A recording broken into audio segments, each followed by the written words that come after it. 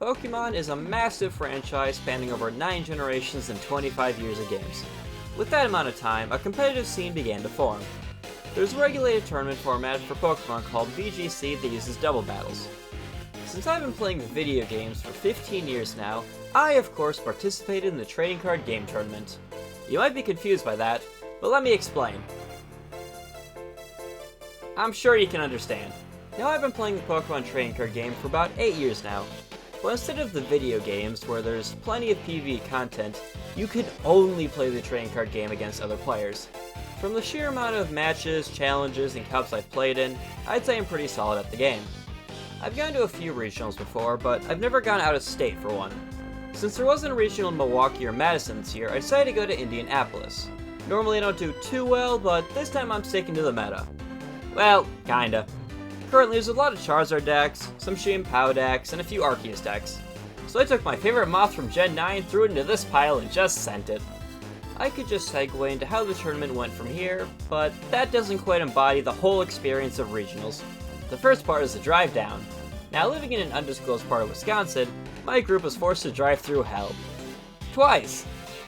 Eventually, we got to the venue after a 6-hour drive. The venue was impressive in its own right. You walk in and you see Pokemon merchandise sold by the vendors. Hundreds of plushies of all sorts of Pokemon are on the tables. After picking up the free card and playmat for participating in the event, I went to the vendors to burn a hole through my wallet. Since Glaceon is my favorite evolution, I got the Glaceon dice bag and the Bane! After playing a few practice games with my friends, my group headed out to find food. This is a good time to explore the city for the event. What I managed to learn about Indianapolis is that there are people trying to fight their demons on the streets, the state flower has to be broken tires, so the sheer amount of them we saw on the way there, and that 2 Jaeger bombs are $27. Which is absurd. I can probably get a bottle of Jaeger for less than that. Actually.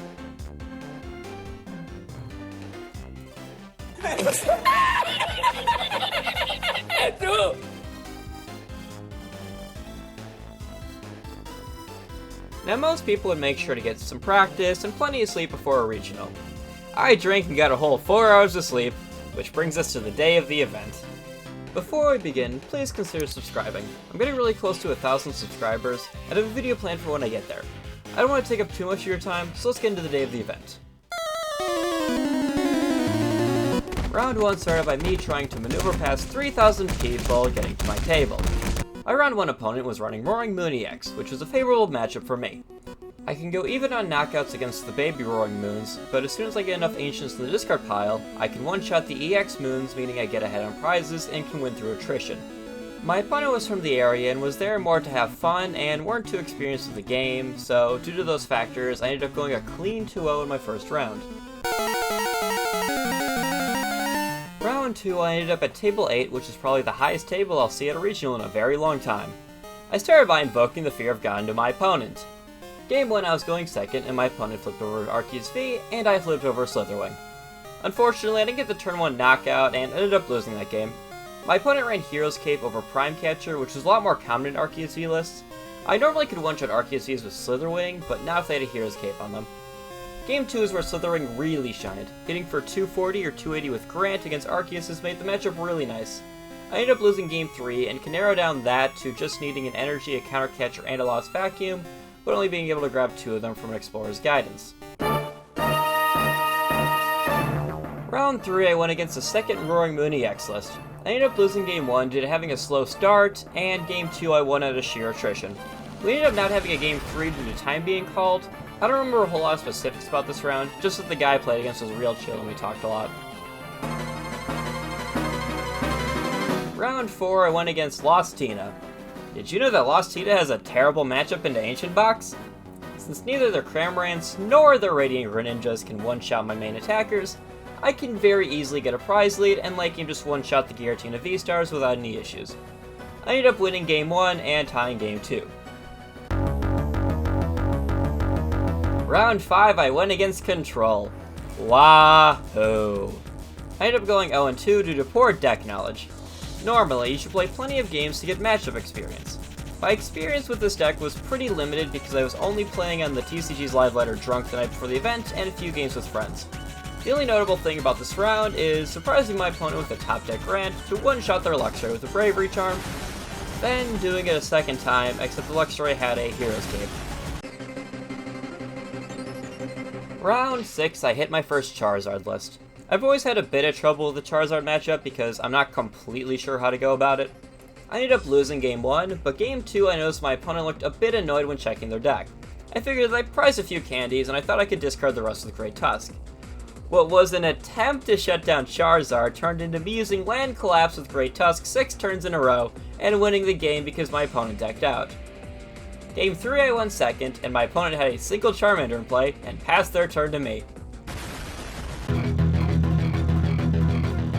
Round 7 I went against Turbo Hands. This is one of the few matchups I had experience with. My friend played Turbo Hands in this event, and I had a few practice games with him the day before. The matchup experience helped a lot, and having 2 Slitherwings to one-shot Iron Hands helped immensely. I went a pretty solid 2-0 in round 7. Round 8, I hit an Ancient Box mirror match. This is where I learned what the traditional Ancient Box should look like. I never really look up popular decks when deck building. I just kinda look at every card in format and look for things that seem fun. In this case, that card was Grant. Having an easy way to discard Ancients and power up Slitherwing is what made a huge difference in the mirror. I ended up winning game 1 and tying game 2. My record at this point was 5-2-1. If I could get just one more win, I would make it to day 2 for the first time, and have a shot, albeit incredibly unlikely, at winning the whole tournament. While waiting for pairings, I was going through all the decks that I had a good chance of winning against, and then I sat down and waited for the round to start. All I needed was one more win. My round 9 opponent was against Charizard EX, and I lost spectacularly. I got a bit unlucky, but my opponent just hit everything they needed to, and it was not even close.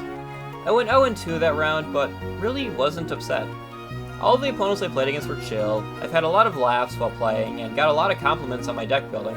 I had a lot of fun and managed to get 483rd out of the 2,782 players in the event.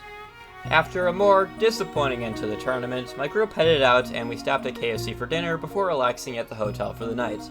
The following morning, we returned to the venue where I talked to some people and spent even more money in Pokemon merchandise. After a long car ride, I finally returned home. I really enjoyed the whole event and would recommend that any of you try to play in a regional if you ever get the chance. But that's all I have for today's video. Thank you guys so much for watching, and please consider subscribing. And I will see you all in the next one. Goodbye!